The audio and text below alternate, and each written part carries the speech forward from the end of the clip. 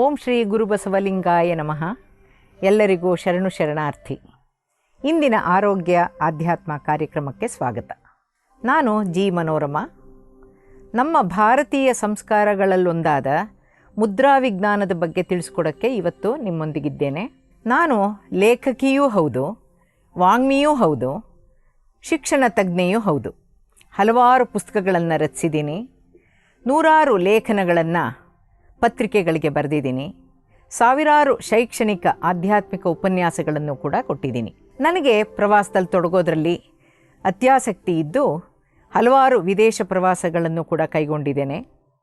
ಕೈಲಾಸ ಮಾನಸ ಸರೋವರ ಪ್ರವಾಸ ಕಥನದ ಜೊತೆಗೆ ಕನ್ನಡ ಭಾಷೆಯಲ್ಲಿ ವಿಡಿಯೋ CD ಕೂಡ ಹೊರತಂದಿದ್ದೀವಿ. ವಿದ್ಯಾರ್ಥಿಗಳಿಗಾಗಿ ಸರಳ ಅಧ್ಯಯನ ತಂತ್ರಗಳು ಎಂಬ ಪುಸ್ತಕವನ್ನು ಕನ್ನಡ ಹಾಗೂ ಆಂಗ್ಲ ಭಾಷೆಯಲ್ಲಿ ಹೊರತಂದಿದ್ದೀನಿ. ಹಲವಾರು ಆಧ್ಯಾತ್ಮಿಕ ಸಂಚಿಕೆಗಳನ್ನು ಕೂಡ ಹೊರತಂದಿದ್ದೀನಿ. ನನಗೆ ಹಲವಾರು ಸನ್ಮಾನಗಳು ಬಂದಿದೆ, ಪ್ರಶಸ್ತಿಗಳು ಬಂದಿದೆ.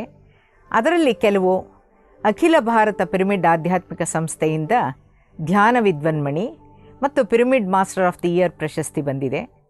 ಶಿವಮೊಗ್ಗ ಶಿಕ್ಷಣ ಇಲಾಖೆಯಿಂದ SSLC ಫಲಿತಾಂಶವನ್ನು ಉತ್ತಮಗೊಳಿಸಲು ಶ್ರಮಿಸಿದ ಸಂಪನ್ಮೂಲ ವ್ಯಕ್ತಿ ಎಂದು ಕೂಡ ಸನ್ಮಾನಿಸಲಾಗಿದೆ. ಕಲಿಕೆಗೆ ಕೊನೆಯೇ ಇಲ್ಲ ಅನ್ನುವಂತೆ ನಾನು ಬ್ಯಾಂಕ್ನಲ್ಲಿರುವಾಗಲೇ ಔಷಧೇತರ ಚಿಕಿತ್ಸಾ ಪದ್ಧತಿಗಳಾದ ಬೆರಳೊತ್ತು ಚಿಕಿತ್ಸೆ, ಅಯಸ್ಕಾಂತ ಚಿಕಿತ್ಸೆ, ಪ್ರಕೃತಿ ಚಿಕಿತ್ಸೆ, ಕಾಸ್ಮಿಕ್ ಹೀಲಿಂಗ್, ಹಿಪ್ನೋಸಿಸ್, ವರ್ಣ ಚಿಕಿತ್ಸೆಗಳನ್ನು ಕಲಿತ್ಕೊಂಡೆ. ಇಂಟರ್ನ್ಯಾಷನಲ್ ಆರ್ಗನೈಸೇಷನ್ ಸಿಲ್ವಾ 2000 ಅಮೆರಿಕಾದು ಈ ಸಂಸ್ಥೆಯಿಂದ ಎಸೆನ್ಷಿಯಲ್ ಮೈಂಡ್ ಪವರ್ನಲ್ಲಿ ಪದವಿ ಕೂಡ ಪಡ್ಕೊಂಡಿದ್ದೀನಿ. ಯಾಕೆಂದರೆ ನಂಗೆ ಭಾಳ ಆಧ್ಯಾತ್ಮದಲ್ಲಿ ಆರೋಗ್ಯದಲ್ಲಿ ಆಸಕ್ತಿ. 2004ರಲ್ಲಿ ತೀವ್ರ ಅನಾರೋಗ್ಯದಲ್ಲಿ ನರಳುವಂತಾಗಿ ಅಲೋಪತಿಯಲ್ಲಿ ಪರಿಹಾರ ಇಲ್ಲ ಅಂತಂದಾಗ ಮುದ್ರಾ ವಿಜ್ಞಾನದ ಬಗ್ಗೆ ಸುದೀರ್ಘ ಅಧ್ಯಯನ ನಡೆಸಿ ಅಳವಡಿಸ್ಕೊಂಡು ಆರೋಗ್ಯವನ್ನು ಪಡೆದಿದ್ದೀನಿ ಅಂತ ಹೇಳೋಕ್ಕೆ ಭಾಳ ಹೆಮ್ಮೆ ಅನಿಸುತ್ತೆ. ಈ ವಿಚಾರವನ್ನು ನನ್ನ ಸ್ನೇಹಿತರಾದ ಗೀತಾ ನಾಗಭೂಷಣ್ ಶಿವಮೊಗ್ಗದವರು ತಿಳಿಸಿದ್ರು, ಮುದ್ರೆನ ಟ್ರೈ ಮಾಡಿ ಅಂತ. ಹಾಗಾಗಿ ಮಾಡ್ತಾಯಿದ್ದೀನಿ. ಈ ದಿನ ಮುದ್ರಾ ವಿಜ್ಞಾನದ ಬಗ್ಗೆ ತಿಳ್ಕೊಳ್ಳೋಣ, ಮಹತ್ವಗಳನ್ನು ತಿಳ್ಕೊಳ್ಳೋಣ. ಮುದ್ರೆಗಳೆಂದ್ರೇನು, ಮುದ್ರೆಗಳು ಹೇಗೆ ಕೆಲಸ ಮಾಡುತ್ತೆ, ಸಾಮಾನ್ಯ ಮನುಷ್ಯ ದಿನನಿತ್ಯದಲ್ಲಿ ಯಾವ್ಯಾವ ಮುದ್ರೆಗಳನ್ನು ಅಳವಡಿಸ್ಕೊಳ್ಬಹುದು, ಮುದ್ರಾ ವಿಜ್ಞಾನದ ಸಿದ್ಧಾಂತಗಳೇನು ಅನ್ನೋದನ್ನು ವಿವರವಾಗಿ ತಿಳಿಯೋಣ. 2004ರಲ್ಲಿ ನನಗೆ ರಕ್ತದೊತ್ತಡ ಮತ್ತು ಸಕ್ಕರೆ ಕಾಯಿಲೆ ಏಕಾಏಕಿ ಪ್ರಾರಂಭ ಆಯಿತು. ನಂತರ ಹೃದಯದ ತೊಂದರೆ ಕೂಡ ಕಾಣಿಸ್ತು. ಎಕೋಕಾರ್ಡಿಯೋಗ್ರಾಮ್ನಿಂದ ಹೃದಯ ಸಂಪೂರ್ಣವಾಗಿ ಎನ್ಲಾರ್ಜ್ ಆಗಿದೆ ಅಂತನೋ, ಲೆಫ್ಟ್ ವೆಂಟ್ರಿಕಲ್ ಡಿಸ್ಫಂಕ್ಷನ್ ಆಗಿದೆ ಅಂತ, ಬೀಟ್ಸು ಮಿಸ್ ಆಗ್ತಾ ಇದ್ದಿದ್ದರಿಂದ ಹಾರ್ಟ್ ಬೀಟ್ ರಿದಮ್ ಅಬ್ನಾರ್ಮಲ್ ಅಂತ ಕೂಡ ಡಯಾಗ್ನೈಸ್ ಆಯಿತು. ಹಲವಾರು ಪರೀಕ್ಷೆಗಳನ್ನು, ಇನ್ವೆಸ್ಟಿಗೇಷನ್ಸನ್ನು ಮಾಡಿ ಔಷಧಗಳನ್ನು ಬೆಂಗಳೂರು ಜಯದೇವ ಆಸ್ಪತ್ರೆಯಲ್ಲಿ ನೀಡಿದ್ರಾದರೂ ಕೂಡ ಆ ತೊಂದರೆಗಳಿಂದ ಹೊರಬರೋದು ಬಹಳ ಕಷ್ಟ ಅಂತ ತಿಳಿಸ್ಬಿಟ್ರು. ನನ್ನ ಪರಿಸ್ಥಿತಿಯನ್ನು ತಿಳಿದ ನನ್ನ ಸ್ನೇಹಿತರಾಗಿದ್ದ ಶಿವಮೊಗ್ಗದ ಗೀತಾ ನಾಗಭೂಷಣ್ ಅವರು ನನಗೆ ಮುದ್ರೆಗಳ ಬಗ್ಗೆ ಮಾಹಿತಿ ಕೊಟ್ಟು ನನ್ನ ಸಮಸ್ಯೆಗೆ ಯಾವ ಮುದ್ರೆ ಅನ್ನೋದನ್ನು ತಿಳಿಸ್ತಾ ಅವರಿಗೆ ಪರಿಚಯವಿದ್ದ ಒಬ್ಬರಿಗೆ ಮುದ್ರೆಯ ಅಭ್ಯಾಸದಿಂದ ತೆರೆದ ಹೃದಯದ ಚಿಕಿತ್ಸೆ, ಓಪನ್ ಹಾರ್ಟ್ ಸರ್ಜರಿ ಕೂಡ ತಪ್ಪಿತು ಅಂತನೋ, ನಾನು ಖಂಡಿತ ಈ ಪ್ರಯತ್ನವನ್ನು ಪಡಲೇಬೇಕು ಅಂತ ಕೂಡ ತಿಳಿಸಿದ್ರು. ಅಲ್ಲಿಂದ ಪ್ರಾರಂಭ ಆಯಿತು ಮುದ್ರಾ ವಿಜ್ಞಾನದ ಬಗ್ಗೆ ಹೆಚ್ಚು ತಿಳಿಯೋಕ್ಕೆ, ಅಳವಡಿಸ್ಕೊಳ್ಳೋಕ್ಕೆ. So necessity is the mother of invention ಅನ್ನೋದಕ್ಕೆ ನಾನೇ ಜೀವಂತ ಸಾಕ್ಷಿಯಾದೆ. ಸಂಸ್ಕೃತ ಭಾಷೆಯಲ್ಲಿ ಮುದ್ರಾ ಪದಕ್ಕೆ ವಿಶೇಷ ಅರ್ಥಗಳಿವೆ. ಅಂಕಿತ, ಭದ್ರಪಡಿಸು, ಭದ್ರವಾಗಿರಿಸಲು ಹಾಕುವಂತಹ ಚಿಹ್ನೆ, ಹಾಗೂ ರಹಸ್ಯಮಯ ಲಿಂಗ ಸಂಜ್ಞೆಗಳು ಅಂತ ಕೂಡ ಹೇಳ್ತಾರೆ. ಭಾರತದಲ್ಲಿ ಹಿಂದೂ ಧರ್ಮ ಮಾತ್ರನೇ ಅಲ್ಲದೆ ಇತರ ಧರ್ಮಗಳಾಗಿರುವಂತಹ ಬೌದ್ಧ, ಜೈನ ಹಾಗೂ ಇಸ್ಲಾಂ ಸಂಪ್ರದಾಯಗಳಲ್ಲೂ ಕೂಡ ಪೂಜಾ ಪದ್ಧತಿಗಳಲ್ಲೂ ಹಾಗೂ ಧಾರ್ಮಿಕ ಕ್ರಿಯೆಗಳಲ್ಲೂ ಮುದ್ರೆಗಳನ್ನು ಬಳಸುವಂತಹ ವಾಡಿಕೆ ಇದೆ. ಜಪಾನ್, ಪರ್ಷಿಯಾ ಹಾಗೂ ಇಸ್ರೇಲ್ನಲ್ಲೂ ಕೂಡ ಭದ್ರಪಡಿಸುವ ಚಿಹ್ನೆ ಎಂಬರ್ಥದಲ್ಲಿ ಮುದ್ರಾ ಪದದ ಬಳಕೆ ಇದ್ದು, ರಷ್ಯಾ ದೇಶದಲ್ಲಿ ಬ್ಯಾಲೆ ನೃತ್ಯದಲ್ಲಿ ಭಾರತೀಯ ಮುದ್ರೆಗಳನ್ನು ಹೋಲುವಂಥ ಅನೇಕ ಮುದ್ರೆಗಳು ಕೂಡ ಇವೆ.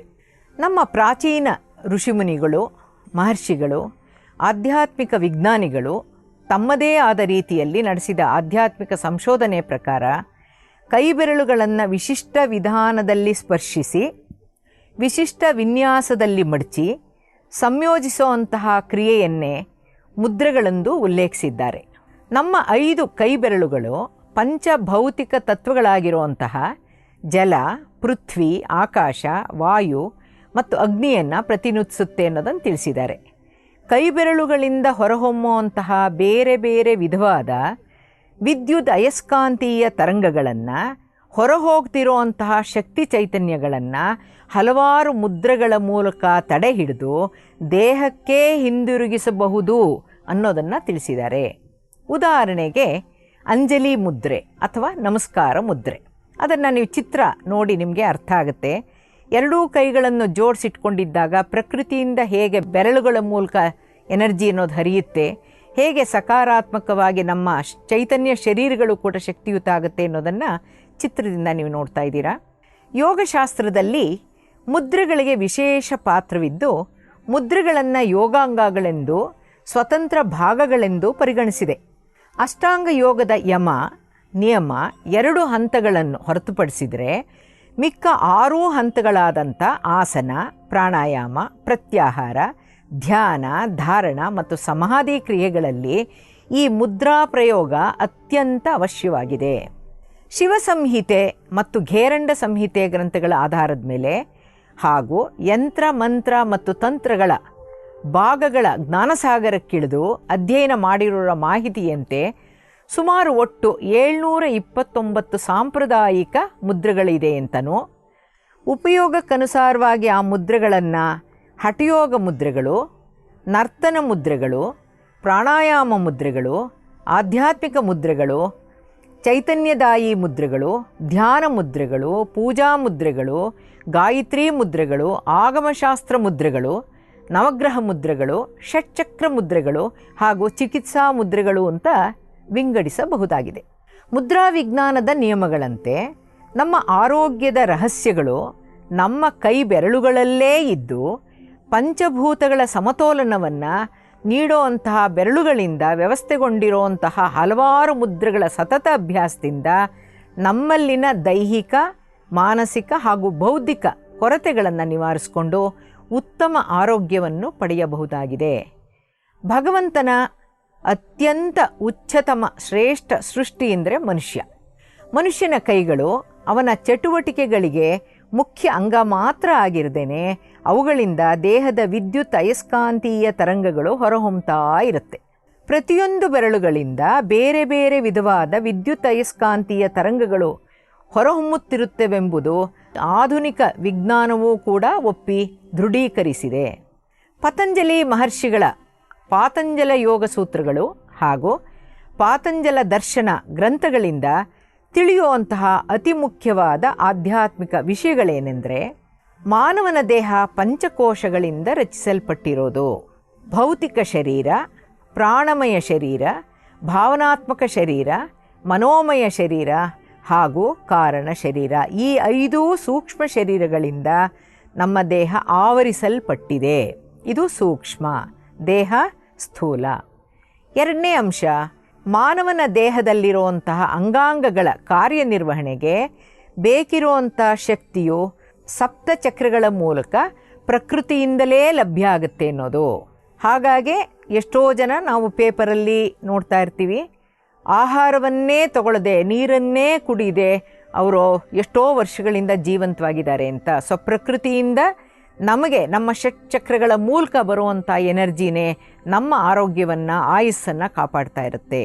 3ನೇ ಮುಖ್ಯವಾದ ಆಧ್ಯಾತ್ಮಿಕ ಅಂಶ, ನಮ್ಮ ದೇಹ ಪ್ರಕೃತಿಯ ಒಂದು ಭಾಗವಾಗಿರೋದ್ರಿಂದ ಬ್ರಹ್ಮಾಂಡದಲ್ಲಿ ಏನೇನಿದೆಯೋ ಅವು ನಮ್ಮ ಪಿಂಡಾಂಡದಲ್ಲೂ ಇದೆ. ಮಾನವನ ದೇಹ ಪಂಚಭೂತಗಳಿಂದ ನಿರ್ಮಾಣವಾಗಿದೆ. ಕೈಬೆರಳುಗಳು ಪಂಚಭೂತಗಳನ್ನು ಪ್ರತಿನಿಧಿಸುತ್ತೆ. 4ನೇ ಮುಖ್ಯವಾದ ಅಂಶ, ಮಾನವನ ದೇಹದಲ್ಲಿ ಪಂಚ ಮುಖ್ಯ ಪ್ರಾಣಗಳು ಹಾಗೂ ಪಂಚ ಉಪಪ್ರಾಣಗಳು ಕೂಡ ಸಂಚಯಿಸ್ತಾ ಇರುತ್ತವೆ. ನಾವೆಲ್ಲ ಜಾಮೂನ್ ಕಂಡ್ರೆ ಪಂಚಪ್ರಾಣ, ಟೂರಿಂಗ್ ಹೋಗೋದು ಅಂದರೆ ಪಂಚಪ್ರಾಣ, ಈ ಥರ ಪಂಚಪ್ರಾಣ ಪದವನ್ನು ತಿನ್ನೋದಕ್ಕೆ ಅಥವಾ ನೋಡೋದಕ್ಕೆ ಇಂದ್ರಿಯಗಳ ಒಂದು ಆಕರ್ಷಣೆಗೆ ಬಳಸ್ತೇವೆ. ಆದರೆ ಆ ರೀತಿಯಲ್ಲ, ಅದು ಆಸೆ ಅನ್ನೋ ರೀತಿಯಲ್ಲಿ ತಗೊಂಡ್ರೂ ಕೂಡ ನಮ್ಮ ದೇಹದಲ್ಲಿ ದೇಹದ ಎಲ್ಲ ಕ್ರಿಯೆಗಳು ಕೆಲಸ ಮಾಡೋಕ್ಕೆ ಮುಖ್ಯ ಪ್ರಾಣಗಳು ಹಾಗೂ ಪಂಚ ಉಪಪ್ರಾಣಗಳು ಸಂಚಯಿಸ್ತಾ ಇರುತ್ತೆ. ಅದ್ರ ಬಗ್ಗೆ ಮುಂದೆ ನೋಡೋಣ. 5ನೇ ಮುಖ್ಯವಾದ ಅಂಶ, ಚಂಚಲತೆಗೆ ಕಾರಣ ನಮ್ಮ ಇಂದ್ರಿಯಗಳು ಮತ್ತು ನಮ್ಮ ಮನಸ್ಸು. ಪಂಚೇಂದ್ರಿಯಗಳನ್ನು ಹೊರತುಪಡಿಸಿ 6ನೇ ಇಂದ್ರಿಯ, ಎಕ್ಸ್ಟ್ರಾ ಸೆನ್ಸರಿ ಪರ್ಸೆಪ್ಷನನ್ನು ನಮ್ಮ ಮನಸ್ಸು, ಇವುಗಳೇ ನಮ್ಮ ಚಂಚಲತೆ ಕಾರಣ. ಆ ಇಂದ್ರಿಯಗಳನ್ನು ಮತ್ತು ಮನಸ್ಸನ್ನು ನಿಗ್ರಹಿಸಲು ಸಾಧ್ಯ ಯೋಗದಿಂದ. ಭೌತಿಕ ದೇಹವನ್ನು ಸುಸ್ಥಿತಿಯಲ್ಲಿಡಲು ಸಾಧ್ಯ ಯೋಗಾಭ್ಯಾಸದಿಂದ ಮತ್ತು ಆಸನಗಳಿಂದ. ಪ್ರಾಣವನ್ನು ಸುಸ್ಥಿತಿಯಲ್ಲಿ ಕಾಪಾಡಿಕೊಳ್ಳಕ್ಕೆ ಸಾಧ್ಯ ಪ್ರಾಣಾಯಾಮದಿಂದ. ಪಂಚಭೂತಗಳ ಸಮತೋಲನ ಕಾಪಾಡಿಕೊಳ್ಳಕ್ಕೆ ಸಾಧ್ಯ ಮುದ್ರಾ ಪ್ರಾಣಾಯಾಮದಿಂದ. ಮುಕ್ತಿಯನ್ನು ಸಾಧಿಸಲು ಸಾಧ್ಯ ಅಷ್ಟಾಂಗ ಯೋಗ ಮಾರ್ಗದಿಂದ. ಇಷ್ಟು ಬಹಳ ಮುಖ್ಯವಾದಂಥ ಅಂಶಗಳು. ಪತಂಜಲಿ ಮಹರ್ಷಿಗಳ ಪ್ರಕಾರ ಯೋಗ ವಿಘ್ನಗಳು 9, ಪರಿಹಾರಗಳು 7. ಅಂದರೆ ಏನನ್ನೇ ಸಾಧನೆ ಮಾಡ್ತೀನಿ ಅಂತ ಹೋದರೆ ವಿಘ್ನಗಳು 9, ಪರಿಹಾರಗಳು 7 ಅಂತ ಹೇಳಿದ್ದಾರೆ. ಮೊದಲನೇ ವಿಘ್ನ ವ್ಯಾಧಿ, ಅಂದರೆ ಏನೇ ನಾವು ಕೈಗೊಳ್ಳೋಕ್ಕಾಗದೇ ಇರೋಕ್ಕೆ ನಮ್ಮ ದೇಹದಲ್ಲಿ ಕಾಯಿಲೆ. ಇದನ್ನು ಪರಿಹರಿಸ್ಕೊಳ್ಳೋಕ್ಕೆ ಸಾಧ್ಯ ವೈದ್ಯಕೀಯ ಚಿಕಿತ್ಸೆಯಿಂದ ಪರಿಹರಿಸ್ಕೊಳ್ಬಹುದು. ಎರಡನೆಯದು ಸೋಮಾರಿತನ. ಈ ಸೋಮಾರಿತನ ಅನ್ನೋದು ನಮ್ಮಲ್ಲಿರುತ್ತೆ, ಅದನ್ನು ನಾವು ನಿವಾರಣೆ ಮಾಡ್ಕೊಳ್ಳೋಕ್ಕೆ ಸಾಧ್ಯ ದೃಢ ಸಂಕಲ್ಪದಿಂದ. ಯಾಕೆಂದರೆ ಮನುಷ್ಯ ಯಾವುದನ್ನೇ ಕಲಿತರೂ ಕೂಡ ಮೊದಲಿಗೆ ಉತ್ಸಾಹ ಇರುತ್ತೆ, ಆಸಕ್ತಿ ಇರುತ್ತೆ, ಪರೀಕ್ಷೆ ಮಾಡೋಣ ಅನ್ನೋದಿರುತ್ತೆ. ಹಾಗಾಗಿ ಪ್ರಯತ್ನ ಮಾಡೋಕ್ಕೆ ಶುರು ಮಾಡ್ತಾರೆ. ತದನಂತರ ಸ್ವಲ್ಪ 2-3 ದಿನ ಆದ ತಕ್ಷಣ ಸಾಯಂಕಾಲ ಮಾಡ್ತೀನಿ ಯೋಗಾಸನ ಅಂತ ಬೆಳಗ್ಗೆ ಮಾಡಲ್ಲ, ಬೆಳಗ್ಗೆ ಮಾಡ್ತೀನಿ ಸಾಯಂಕಾಲ ಮಾಡಲ್ಲ, ಒಟ್ಟಲ್ಲಿ ಮಾಡಲ್ಲ. ಹಾಗಾಗಿ ಈ ಸೋಮಾರಿತನದಿಂದ ನಾವು ಹೊರಬರಬೇಕಾದ್ರೆ ನಾವೇ ದೃಢ ಸಂಕಲ್ಪದಿಂದ ಹೊರಬಂದು ಈ ಒಂದು ವಿದ್ಯೆಗಳನ್ನು ಅಳವಡಿಸ್ಕೊಳ್ಬೇಕಾಗುತ್ತೆ. ಮೂರನೇದು ಯೋಗ ವಿಘ್ನಗಳಲ್ಲಿ ಸಂಶಯ. ಇದೆಲ್ಲ ನಿಜಾನಾ, ಸರಿನಾ, ಸಾಧ್ಯನಾ, ದಾಖಲೆ ಇದೆ. ಯಾಕೆಂದರೆ ಇದು ವಿಜ್ಞಾನ ಯುಗ, ಹಾಗಾಗಿ ಅನುಮಾನಗಳು ಜಾಸ್ತಿ. ಪ್ರತಿಯೊಂದಕ್ಕೂ ದಾಖಲೆ ಬೇಕು, ಪ್ರೂಫ್ ಬೇಕು. ಸೊ ಶಾಸ್ತ್ರವಾಕ್ಯಗಳಲ್ಲಿ ಗುರುವಾಕ್ಯಗಳನ್ನು ಶ್ರದ್ಧೆಯಿಂದ ನಾವು ತಿಳ್ಕೊಳ್ಳೋ ಮೂಲಕ ನಮ್ಮಲ್ಲಿರೋ ಸಂಶಯಗಳು ನಿವಾರಣೆ ಆಗೋಕ್ಕೆ ಸಾಧ್ಯ. ನಾಲ್ಕನೇದು ವಿಘ್ನಗಳು ಪ್ರಮಾದ. ಪ್ರಮಾದ ಅಂದರೆ ಯೋಗ ಸಾಧನೆಯಲ್ಲಿ ಎಚ್ಚರ ತಪ್ಪೋದು. ಅಂದ್ರೇನು? ಮಾಡಿದ್ರಾಯ್ತು, ಮಟ್ಟಿದ್ರಾಯ್ತು, ನೋಡೋಣ, ಇಷ್ಟು ಮಾಡೋದು 4 ಸಲ ಮಾಡೋ ಬದಲು 1 ಸಲ ಮಾಡೋಣ, 2 ಸಲ ಮಾಡೋ ಬದಲು ನಾಳೆ ಒಟ್ಟಿಗೆ 2-3 ಸಲ ಮಾಡೋಣ. ಈ ಥರ ನಾವು ಎಚ್ಚರವಾಗಿ ಯೋಗ ಸಾಧನೆ ಎಂದಾಗ ಕ್ರಮಬದ್ಧವಾಗಿ ಶಿಸ್ತುಬದ್ಧವಾಗಿ ಮಾಡುವ ಬದಲು ಎಚ್ಚರ ತಪ್ಪಿ ಮರೆತೋ ತಪ್ಪೋ ಬಿಟ್ಬಿಡೋ ಅಂಥದ್ದು. ಅದನ್ನು ನಾವು ಸರಿಪಡಿಸ್ಕೊಳ್ಬೇಕಾದ್ರೆ ಯಾವುದನ್ನು ಯಾವ ರೀತಿ ಹೇಗೆ ಮಾಡಬೇಕು, ಯಾವಾಗ ಮಾಡಬೇಕು ಅಂತ ತಿಳಿದು ಜಾಗೃತನಾಗಿರುವ ಮೂಲಕ ಈ ಪ್ರಮಾದದಿಂದ ಹೊರಬರ್ಬೋದು. ಐದನೇದು ಆಲಸ್ಯ, ಮೈಗಳ್ಳತನ. ಹಾಗೆ ಈ ಆಲಸ್ಯ ಮೈಗಳ್ಳತನಕ್ಕೆ ಯಾರೂ ಏನೂ ಮಾಡೋಕ್ಕಾಗಲ್ಲ. ದೈಹಿಕ ಕೆಲಸ ಕಾರ್ಯಗಳ ಮೂಲಕ ನಾವೇ ಆಲಸ್ಯವನ್ನು ಬಿಡಬೇಕು. ಬಿಟ್ಟಾಗ ಮಾತ್ರ ನಾವು ಏನನ್ನಾದರೂ ಸಾಧನೆ ಮಾಡೋಕ್ಕೆ ಸಾಧ್ಯ. ಆರನೇದು ಅವಿರತಿ. ಅವಿರತಿ ಅಂದರೆ ವಿಷಯಾಭಿಲಾಷೆ. ಅಂದ್ರೇನು? ಅದು ಆಸೆ, ಇದಾಸೆ, ಅದು ಬೇಕು, ಇದು ಬೇಕು ಅನ್ನೋ ತುಂಬ ಇದ್ದಾಗ ಸಾಧನೆಯಲ್ಲಿ ತೊಡಗಲ್ಲ. ಯಾಕೆಂದರೆ ಇದಕ್ಕೆ ಬಂದರೆ ಅದು ಬಿಟ್ಟು ಹೋಗುತ್ತೆ ಅಂತ. ಹಾಗಾಗಿ ವಿವೇಕ ವೈರಾಗ್ಯಗಳ ಮೂಲಕ ನಾವು ಈ ವಿಷಯಾಭಿಲಾಷೆಯನ್ನು, ಅವಿರತಿಯನ್ನು ನಿಯಂತ್ರಿಸಬಹುದು, ಯೋಗ ಸಾಧನೆಯಲ್ಲಿ ತೊಡಗಬಹುದು. ಮುಂದಿನದು ಭ್ರಾಂತಿ. ಭ್ರಾಂತಿ ಅಂದರೆ ನಮಗೆ ಅಸಾಧ್ಯನಾ, ಆಗುತ್ತಾ ಅಂತ ಎಲ್ಲ ಹೇಳ್ತಾರಷ್ಟೇ ಅನ್ನೋ ಥರದಲ್ಲಿ ಯಾವುದನ್ನೂ ಅಳವಡಿಸ್ಕೊಳ್ಳೋ ಆ ಥರ ಇರುತ್ತೆ. ಹಾಗಾಗಿ ಈ ಮುಂದಿನ ಮೂರು ಯೋಗ ವಿಘ್ನಗಳನ್ನು ಒಂದೇ ರೀತಿಯಲ್ಲಿ ಪರಿಹಾರ ಮಾಡ್ಕೋಬೋದು ಅಂತ ಪತಂಜಲಿ ಮಹರ್ಷಿಗಳು ಹೇಳಿದ್ದಾರೆ. ಅಲಬ್ಧ ಭೂಮಿಕತ್ವ ಅಂತಂದರೆ ಯೋಗಾಭ್ಯಾಸದಲ್ಲಿ ಯೋಗಾನುಭವಗಳನ್ನು ಪಡಿದೇ ಇರೋವಂಥದ್ದು. ಯಾಕೆಂದರೆ ಅನುಭವ ಪಡಿಬೇಕೆಂದರೆ ನಾನು ಸಾಧನೆಯಲ್ಲಿ ತೊಡಗಬೇಕು, ಸಂಪೂರ್ಣವಾಗಿ ನಾನು ಅದರಲ್ಲೇ ಮುಳುಗಿರಬೇಕು. ಆ ಥರದಲ್ಲಾದಾಗ ಮಾತ್ರ ನನಗೆ ಸಿಗೋದು, ನನಗೆ ಅನುಭವವಾಗಿ ಉಳಿಯೋಕ್ಕೆ ಸಾಧ್ಯ. ಹಾಗಾಗಿ ನನಗೇನು ಅನುಭವ ಆಗಲಿಲ್ಲ ಅಂತ ಬಿಟ್ಬಿಡೋದಲ್ಲ. ಹಾಗಾಗಿ ಅದನ್ನು ಮತ್ತು ಅನವಸ್ಥಿತತ್ವ ಅಂತ. ಅನವಸ್ಥಿತತ್ವ ಅಂದರೆ ಪಡೆದ ಅನುಭವ ಮುಂದಕ್ಕೆ ಸಿಕ್ಕಲ್ಲ. ಒಂದು ಸಲ ಅನುಭವ ಆಗುತ್ತೆ, ಆಮೇಲೆ ಬಿಟ್ಬಿಡೋದು, ಅದನ್ನು ಉಳಿಸ್ಕೊಳ್ಳೋಕ್ಕಾಗದೇ ಇರೋವಂಥದ್ದು. ಹಾಗಾಗಿ ಈ ಮೂರು ಅನುಭವಗಳನ್ನು ನಾವು ಇದರಿಂದ ಹೊರಬರಬೇಕಾಗಿದ್ದರೆ ಯೋಗ್ಯ ಗುರುಗಳ ಮಾರ್ಗದರ್ಶನ ನಮಗೆ ಬೇಕಾಗುತ್ತೆ. ಇದರಿಂದ ಹೊರಬರೋಕ್ಕಾಗತ್ತೆ ಅನ್ನೋದನ್ನು ಪತಂಜಲಿ ಮಹರ್ಷಿಗಳು ತಿಳಿಸಿದ್ದಾರೆ. ಪತಂಜಲಿ ಮಹರ್ಷಿಗಳ ಪ್ರಕಾರ ಯೋಗ ವಿಘ್ನಗಳಲ್ಲಿ ಮೊಟ್ಟ ಮೊದಲನೆಯದು ವ್ಯಾಧಿ. ವ್ಯಾಧಿ ಅಂದರೆ ಅನಾರೋಗ್ಯ, ಕಾಯಿಲೆ, ದೇಹದ ವ್ಯವಸ್ಥೆಗಳಲ್ಲಿ ವ್ಯತ್ಯಾಸ. ಹಾಗಾದರೆ ಭಗವಂತ ಮಾನವನಿಗೆ ದೇಹದೊಳಗೆ ಹುದುಗಿಸಿಟ್ಟಿರುವಂತಹ ವ್ಯವಸ್ಥೆಗಳು ಯಾವ್ಯಾವುದು ಅಂತ ನೋಡೋಣ. ಅಂದರೆ ವಿಜ್ಞಾನ ನಮ್ಮನ್ನು ಸೃಷ್ಟಿ ಮಾಡಿಲ್ಲ, ನಮ್ಮ ದೇಹನ ಸೃಷ್ಟಿ ಮಾಡಿಲ್ಲ. ನಮ್ಮ ದೇಹದಟ್ಟಲ್ಲಿ ನಡೆಯುವಂತಹ 14 ಮುಖ್ಯ ವ್ಯವಸ್ಥೆಗಳನ್ನು ಕೂಡ ವಿಜ್ಞಾನ ನಮಗೆ ಮಾಡಿಲ್ಲ, ಕೊಟ್ಟಿಲ್ಲ. ಭಗವಂತ ಇದನ್ನು ಸೃಷ್ಟಿಯಲ್ಲೇ ನಮಗೆ ಹುದುಗಿಸಿಟ್ಟು ಕೊಟ್ಟಿದ್ದಾನೆ. ಸ್ಥೂಲ ಸೂಕ್ಷ್ಮ ಅನ್ನೋದನ್ನು ನಂಬೋವರೆಗೂ ನಮಗೆ ಆಧ್ಯಾತ್ಮ ಅರ್ಥ ಆಗಲ್ಲ. ಒಂದು ಸ್ಪರ್ಮು, ಒಂದು ಎಗ್ಗು, ಈ ಎರಡರ ಫ್ಯೂಷನ್ನಿಂದ ಆಗುವಂತಹ ಒಂದು ಭ್ರೂಣ ಏನಿದೆಯೋ ಅದರೊಳಗಡೆ ಹೆಣ್ಣು ಗಂಡು ಇದೆ, ಲಿಂಗ ಯಾವುದು ಅನ್ನೋದಿದೆ, ಬಣ್ಣ ಇದೆ, ಹವ್ಯಾಸಗಳಿದೆ, ಹಿಂದೆ ನಾವು ಮಾಡಿರೋಂತಹ ಒಳ್ಳೆ ಕೆಲಸ, ಒಳ್ಳೆ ನಡವಳಿಕೆ ಇದೆ, ಈಗ ನಾವು ಕಲಿಬೇಕಾದಂಥ ಹುಟ್ಟಿನ ಉದ್ದೇಶ ಇದೆ, ಆಮೇಲೆ ಅಂಗಾಂಗಗಳಿದೆ. ಒಂದೇ ಸೆಲ್ಲಾದರೂ ಕೂಡ ದೇಹದಲ್ಲಿ ಎಷ್ಟು 14 ವ್ಯವಸ್ಥೆಗಳಿಗೆ ಬೇಕಿರುವಂಥ ಅಂಗಾಂಗಗಳನ್ನು ಸೃಷ್ಟಿ ಮಾಡಿದೆ. ಅದಕ್ಕೆ ಬೇರೆ ಬಣ್ಣ ಇದೆ, ಅದರ ಕೆಲಸನೇ ಬೇರೆ, ಅದರ ರೂಪ ಬೇರೆ, ಆಕಾರ ಬೇರೆ, ಎಷ್ಟು ರೀತಿಯಲ್ಲಿ ಸೃಷ್ಟಿ ಮಾಡಿದೆ. ಈ ವ್ಯವಸ್ಥೆಯನ್ನು ನೋಡಿಯಾದರೂ ನಮಗೆ ಆಧ್ಯಾತ್ಮ ಅನ್ನೋದಿದೆ, ಭಗವಂತ ಅನ್ನೋನೊಬ್ಬ ಇದೆ, ಭಗವಂತ ಅಂತ ಅವನನ್ನು ನೋಡೋಕ್ಕಾಗದೇ ಇದ್ದರೂ ಕೂಡ ಒಂದು ಅತ್ಯುತ್ತಮವಾದ ಶ್ರೇಷ್ಠವಾದ ಸೃಷ್ಟಿಯ ಶಕ್ತಿ ಇದೆ ಅನ್ನೋದನ್ನಾದರೂ ನಾವು ಅರ್ಥ ಮಾಡ್ಕೊಳ್ಬೇಕಾಗತ್ತೆ. ಈ 14 ಮುಖ್ಯ ವ್ಯವಸ್ಥೆಗಳು ಯಾವುದು ಅನ್ನೋದನ್ನು ನೋಡೋಣ. ಕಾರ್ಡಿಯೋವ್ಯಾಸ್ಕ್ಯುಲರ್ ಆ್ಯಂಡ್ ಸರ್ಕ್ಯುಲೇಟರಿ ಸಿಸ್ಟಮ್ ಅಂತ ಅಂದ್ರೇನು?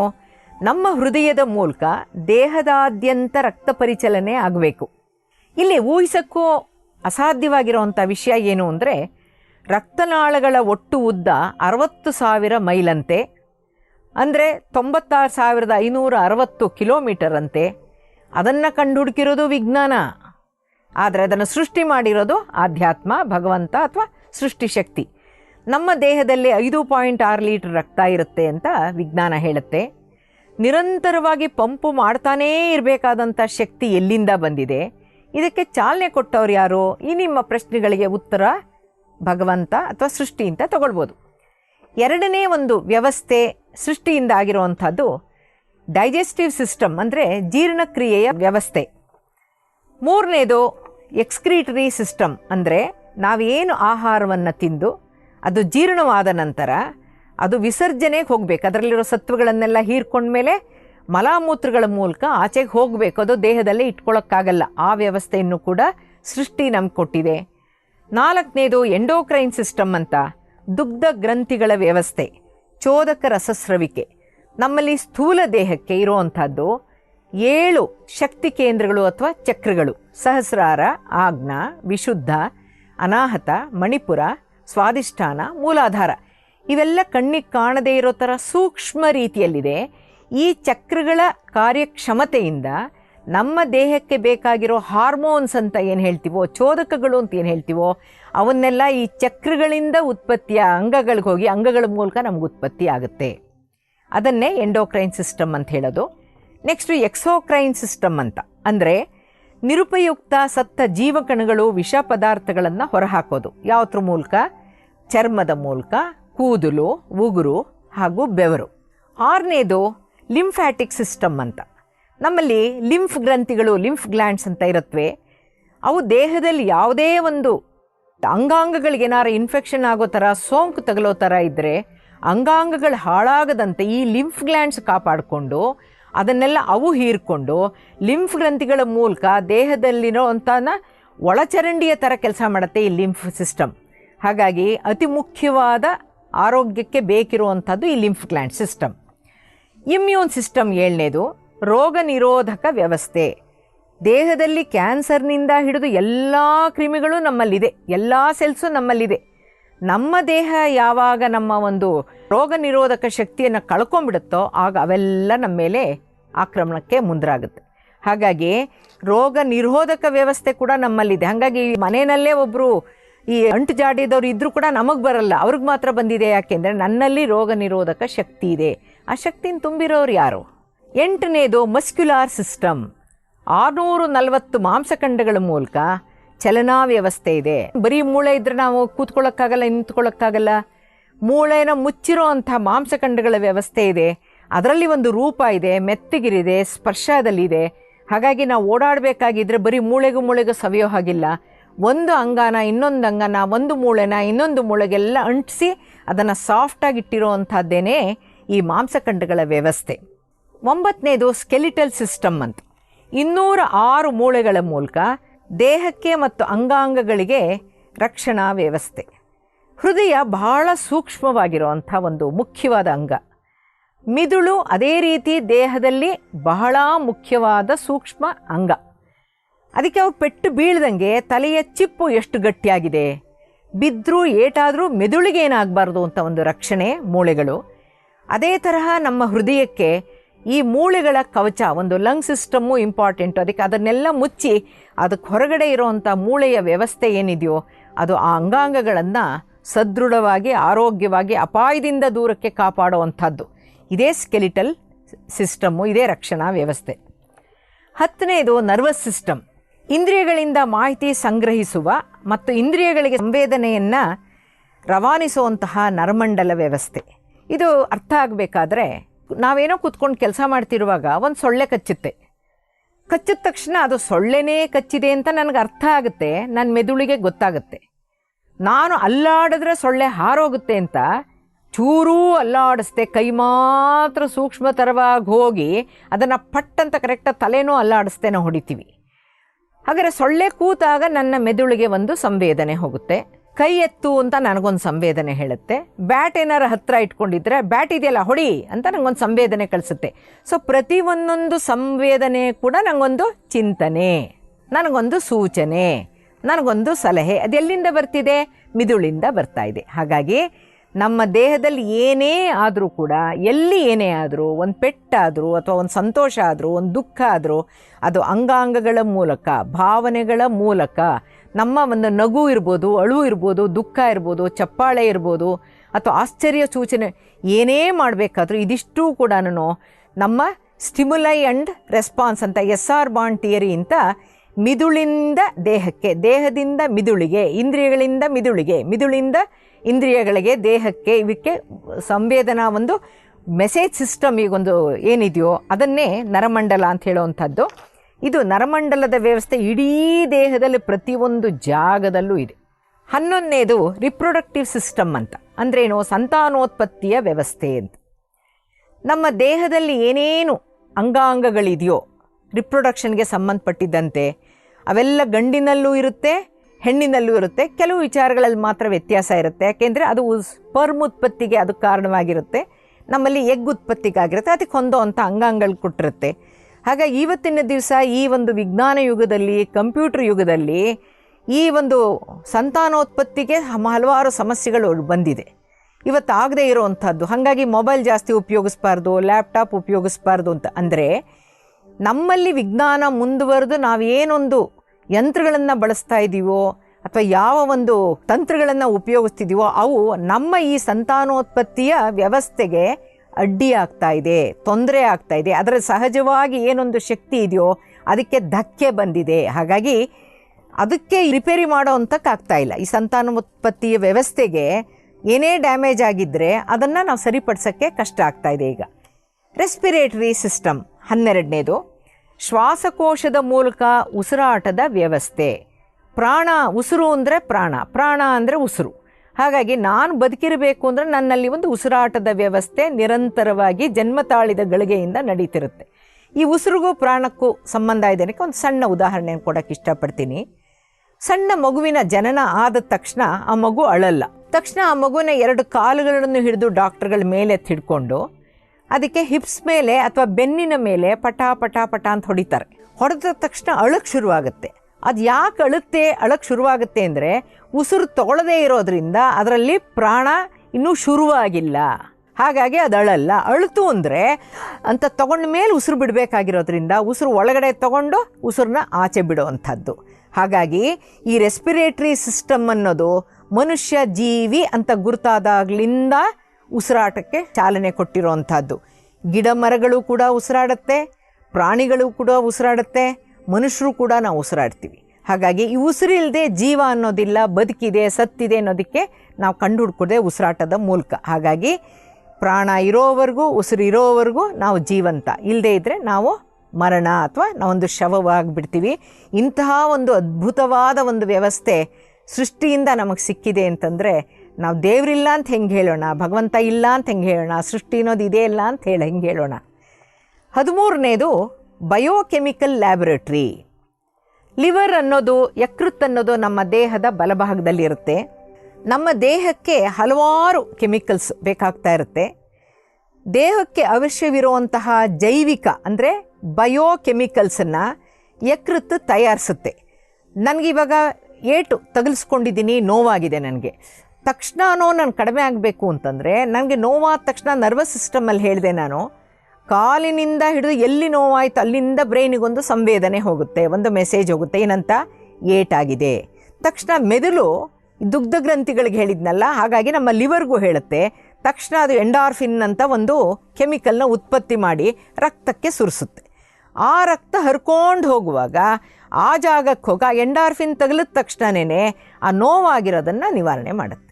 ಅದೇ ತರಹ ದೇಹಕ್ಕೆ ಹಲವಾರು ಸಮಸ್ಯೆಗಳು ಬರ್ತಾ ಇರುತ್ತೆ ಅಥವಾ ಅವಶ್ಯಕತೆ ಇರುತ್ತೆ. ಹಾಗಾಗಿ ದೇಹಕ್ಕೆ ಬೇಕಿರುವಂಥ ಸುಮಾರು 600ರಿಂದ 700 ಕೆಮಿಕಲ್ಸನ್ನು, ಬಯೋಕೆಮಿಕಲ್ಸನ್ನು ಉತ್ಪತ್ತಿ ಮಾಡುವಂತಹ ಶಕ್ತಿ ನಮ್ಮ ಲಿವರ್ಗೆ, ಯಕೃತ್ತಿಗೆ ಇದೆ.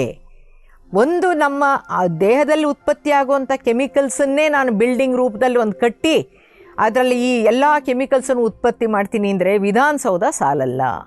ಅಂದರೆ ಅಂಥ ಅದ್ಭುತವಾದ ಒಂದು ಬಯೋಕೆಮಿಕಲ್ ಇಂಡಸ್ಟ್ರಿನೇ ನಮ್ಮ ದೇಹದಲ್ಲಿರುವಂತಹ ಲಿವರು.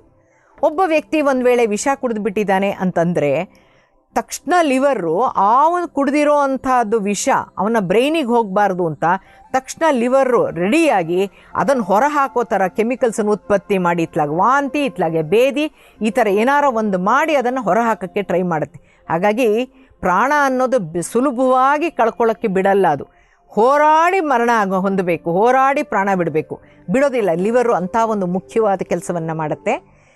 ರೀನಲ್ ಸಿಸ್ಟಮ್ ಅಥವಾ ಯೂರಿನರಿ ಸಿಸ್ಟಮ್ ಅಂತ ಅನ್ನೋದು 14ನೇದು ಅತಿ ಮುಖ್ಯವಾಗಿರುವಂಥದ್ದು. ಮೂತ್ರಪಿಂಡಗಳ ಮೂಲಕ ರಕ್ತ ಶುದ್ಧೀಕರಣ ಆಗಿ ಇಡೀ ದೇಹದಲ್ಲಿ ರಕ್ತ ಚಲನೆಯ ಮೂಲಕ ಎಲ್ಲನೂ ರಕ್ತಕ್ಕೋಗಿ ರಕ್ತದಲ್ಲಿರೋ ಸತ್ವಗಳನ್ನು ನಮ್ಮ ದೇಹ ಹಿರ್ಕುತ್ತೆ. ರಕ್ತದಲ್ಲಿ ಬೇಡದೇ ಇರೋವಂಥದ್ದನ್ನು ಆಚೆ ಹಾಕಬೇಕಲ್ವಾ, ಈ ಆಚೆ ಹಾಕುವಂತಹ ವ್ಯವಸ್ಥೆನೇ ರೀನಲ್ ಸಿಸ್ಟಮ್ ಅಂತ ಹೇಳೋದು. ಮೂತ್ರಪಿಂಡಗಳ ಮೂಲಕ ರಕ್ತ ಶುದ್ಧೀಕರಣ ವ್ಯವಸ್ಥೆ. ಹಾಗಾಗಿ ಸಂಪೂರ್ಣವಾಗಿ ಅದು ಹೋಗದೇ ಇದ್ದರೆ, ಸಂಪೂರ್ಣ ನಮ್ಮ ದೇಹದಲ್ಲಿ ತಿಂದಿರೋ ಅಂಥದ್ದೆಲ್ಲ ವಿಷಪೂರಿತ ಅಂಶ ಉಳ್ಕೊಂಡ್ರೆ ಆ ಕೆಮಿಕಲ್ಸ್ ಅಂತ ಔಷಧಿಗಳು ಅಂತ ನಾವೇನು ತಗೋತೀವೋ ಅವು ಕೂಡ ನಮ್ಮ ದೇಹಕ್ಕೆ ಬೇಡದೇ ಇರೋದು. ಅದಕ್ಕೆ ಅದನ್ನು ಸೈಡ್ ಇಫೆಕ್ಟ್ಸ್ ಅಂತ ಹೇಳುವಂಥದ್ದು. ಆ ವ್ಯವಸ್ಥೆನೂ ಆಚೆ ಹಾಕಬೇಕಲ್ಲ. ಹಾಗಾಗಿ ಅದರಿಂದ ಅದನ್ನು ಪೂರ್ತಿ ಹೊರ ಹಾಕೋಕ್ಕೋಸ್ಕರವಾಗಿ ಈ ಒಂದು ರೀನಲ್ ಸಿಸ್ಟಮ್ ತುಂಬ ಚೆನ್ನಾಗಿ ಕೆಲಸ ಮಾಡುತ್ತೆ. ಯಾವಾಗ ಕಿಡ್ನಿ ಫೇಲ್ ಆಗುತ್ತೋ ಆಗ ಯಾವಾಗ ಕಿಡ್ನಿ ಕೆಲಸ ಮಾಡಲ್ವೋ ಆಗ ಈ ಮೂತ್ರ ಆಚೆ ಬರೋಕ್ಕೆ ಸಾಧ್ಯನೇ ಆಗಲ್ಲ. ಬಹಳ ಕಷ್ಟವಾದಂಥ ಸ್ಥಿತಿ ಅಂದರೆ ಮೂತ್ರ ವಿಸರ್ಜನೆ ಮಾಡಬೇಕು ಅಂತ ಅವಸರ ಆಗ್ತಾ ಇದೆ, ಅದನ್ನು ಮಾಡೋಕ್ಕಾಗ್ತಾ ಇಲ್ಲ ಅಂದರೆ ಅದಕ್ಕಿಂತ ಕಷ್ಟ ಇನ್ಯಾವ ಕಷ್ಟನೂ ಅಲ್ಲ ಅನ್ನಿಸ್ಬಿಡುತ್ತೆ. ಮನುಷ್ಯನಿಗೆ ಕಷ್ಟಗಳು ಬಂದಾಗ ಅದಾದರೂ ಪರವಾಗಿಲ್ಲ, ಇದಾದರೂ ಪರವಾಗಿಲ್ಲ, ಇದನ್ನು ತಡ್ಕೊಳ್ಳೋಕ್ಕಾಗ್ತಿಲ್ಲ ಅಂತ ಪ್ರತಿಯೊಂದು ಸಮಸ್ಯೆ ಬಂದಾಗಲೇ ಇದನ್ನೇ ನಾವು ಹೇಳ್ತೀವಿ. ಎಲ್ಲಕ್ಕಿಂತ ಹೆಚ್ಚು ಅಂದರೆ ಈ ಟಾಕ್ಸಿನ್ಸ್ ನಮ್ಮ ದೇಹದಿಂದ ಆಚೆ ಹೋಗದೇ ಇದ್ದರೆ ಅದರ ಸೈಡ್ ಇಫೆಕ್ಟ್ಸ್ ಆಗಿ ನಮಗೆ ಇನ್ನೂ ಬೇರೆ ಬೇರೆ ಥರ ಹಿಂಸೆಗಳು, ಅನಾರೋಗ್ಯಗಳು, ತೊಂದರೆಗಳು ಆಗಿ ನಮ್ಮ ಜೀವಕ್ಕೆ ಕುತ್ತಾಗುವಂಥ ಒಂದು ವ್ಯವಸ್ಥೆ ಇದೆ. ನೋಡಿ ಎಷ್ಟು 14 ವ್ಯವಸ್ಥೆಗಳನ್ನು ಪೂರ್ತಿ ಸೆಟ್ ಮಾಡಿಬಿಟ್ಟು ಒಬ್ಬ ಮನುಷ್ಯ ಅಂತ ನಿನಗೊಂದು ಮನಸ್ಸು ಕೊಟ್ಟಿದ್ದೀನಪ್ಪ, ನಿನಗೊಂದು ಬುದ್ಧಿ ಕೊಟ್ಟಿದ್ದೀನಿ, ಉಪಯೋಗಿಸ್ಕೊಂಡು ಏನಾದರೂ ಒಂದು ಸಾಧನೆ ಮಾಡು, ನಿಮ್ಮ ಹುಟ್ಟನ್ನು ವೇಸ್ಟ್ ಮಾಡ್ಕೋಬೇಡ ಅಂತ ಭಗವಂತ ಕಳಿಸಿದ್ದಾನೆ. ಆದರೆ ನಾವು ಭೂಮಿಗೆ ಬಂದು ಮಾಡಬಾರದು ಮಾಡಿ ತೊಂದರೆ ಪಟ್ಕೊಂಡು ದುಃಖ ಬೇಜಾರು ಅಂತೆಲ್ಲ ಅಂದ್ಕೊಂಡು ಪ್ರತಿ ಕ್ಷಣನ ವೇಸ್ಟ್ ಮಾಡ್ಕೊಳ್ತಾ ಇದ್ದೀವಿ. ಭಗವಂತನಿಗೆ ಎಷ್ಟು ಧನ್ಯವಾದಗಳನ್ನು ತಲುಪಿಸಿದ್ರೂ ಕೂಡ ಸಾಲಲ್ಲ.